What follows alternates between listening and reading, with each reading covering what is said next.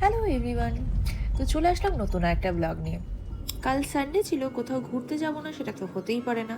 তো সকাল সকাল গাড়ি নিয়ে একেবারে বেরিয়ে পড়েছিলাম ঘুরতে। আর কাল শুধু আমরা ছিলাম না, আমাদের সাথে মা বাবাও গিয়েছিল। প্ল্যানটা অনেকদিন আগেই করে রাখা ছিল, কারণ মা আর বাবা এসেছিল একটা অনুষ্ঠানে, কাজ ছিল কলকাতাতে। তাই সানডে আমারও ছুটি ছিল, ওরও ছুটি ছিল, তাই সানডে এই প্ল্যানটা আমরা ঠিক করে নিয়েছিলাম।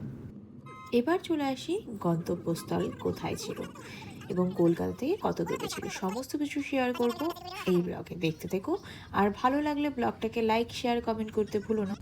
আমরা চলে গেছিলাম কলকাতা থেকে প্রায় 70 কিলোমিটার দূরে লোকনাথ বাবার জন্মস্থানে কচুয়া আর চাকলা ধামে। দুটো নাম বললাম, একটা মানুষ দু জায়গায় কিভাবে জন্মগ্রহণ করতে পারে, কথাটা শুনে আমারও এটাই মনে হয়েছিল।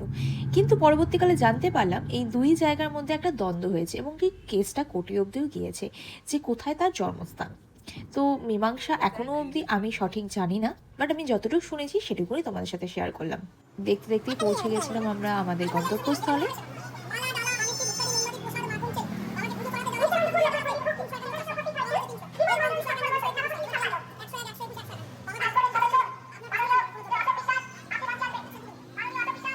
আমি পুরো পার্কিং এর জায়গাটা তোমাদেরকে দেখালাম, ওখানেই সাইডে গাড়ি পার্ক করেছি। গাড়ি পার্ক করার জন্য কোনো ফি এখানে দিতে হবে না, শুধুমাত্র তাদের দোকান থেকে তোমাকে ডালা নিতে হবে, এটাই তাদের ছিল শর্ত।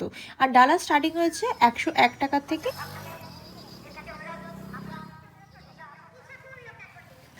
বাবা আর শিশুবন্ত লাইনে দাঁড়িয়ে গেছে, একজন গিয়েছে মন্দিরের লাইনে আর একজন গিয়েছে প্রসাদের লাইনে। হ্যাঁ, এখানে প্রসাদ খাওয়ানো হয় দু ধরনের, একটা 40 টাকার মধ্যে যেখানে খিচুড়ি প্রসাদ থাকে, একটা মহাভোগ যেটা 80 টাকায়, খুবই রিজনেবল প্রাইসে এখানে কিন্তু ডেইলিকার বেসিসে ভোগ খাওয়ানো হয়।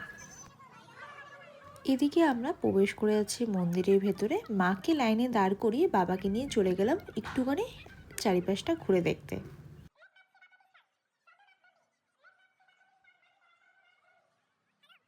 প্রথমে ভাবতে পারিনি এখানে এতটা ভিড় হবে, আমার একেবারেই জানা ছিল না, পুরো জায়গাটার প্ল্যানিং বাবারই ছিল, আমার ধারণারও বাইরে এটা। ভেবেছিলাম লোকজন কম হবে, কিন্তু এসে দেখলাম প্রচুর লোক হয়েছে এখানে এবং দূর দূর থেকে সবাই এখানে এসেছে। মন্দিরের পাশের রাস্তা দিয়ে বেরিয়ে দেখলাম প্রচুর লম্বা হাট বসেছে, বিভিন্ন জিনিসের কেনাবেচা এখানে চলছে।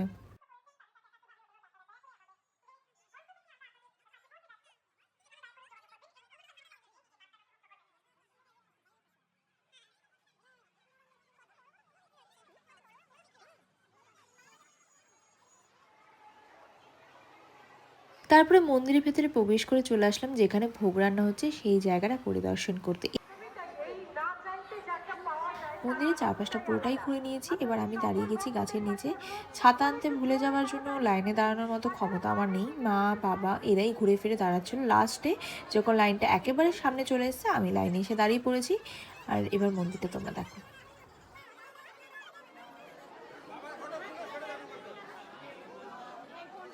মন্দিরের ভেতরে ভালোভাবে দর্শন সেরে পুজো করে বাইরে বেরিয়ে আসলাম। মা এদিকে বাইরে বেরিয়ে প্রদীপ আর ধূপকাঠি জ্বালিয়ে দিল, তারপরে আমিও এখানে প্রদীপ আর ধূপকাঠি জ্বালিয়ে দিলাম।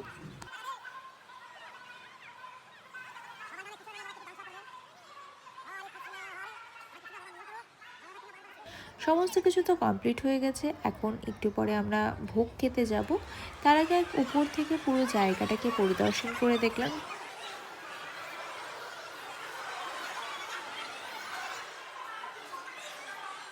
তারপরে এসে দাঁড়িয়ে পড়লো আমাদের ভোগের লাইনে, এই 80 টাকার ভোগের লাইনে। ভোগ খাওয়ানো হচ্ছে ফার্স্ট ফ্লোরে, এরকমভাবে টেবিলের মধ্যে পাতা গ্লাস সমস্ত কিছু পরিবেশন করে সুন্দরভাবে ভোগ খাওয়ানো হয়েছে। ঠাকুরের ভোগের প্রসাদের তো তুলনা হয় না, কিভাবে বলে বোঝাবো, আমার কাছে তার শব্দ নেই। মহাভোগে ছিল খিচুড়ি, তার সাথে লাবড়া, পোলাও, পনিরের তরকারি, চাটনি, পাঁপড়, পায়েস। আমার কাছে সমস্ত খাবার একদিকে আর ভোগের খিচুড়ি একদিকে, মানে এটা আমার খুবই পছন্দের একটা খাওয়া দাওয়া, খুবই ভালো হয়েছে। এখান থেকে বেরিয়ে চলে গেছিলাম কচুয়াদামে, সেটা আর ব্লগ করতে পারিনি, অনেকটা টায়ার্ড লাগছিল। তো সেখান থেকে আমরা বাড়ি চলে গেছিলাম। তো ভিডিওটা কেমন লাগলো আমাকে কমেন্ট করে জানিও, ভালো লাগলে লাইক শেয়ার কমেন্ট করে দিও। Bye bye.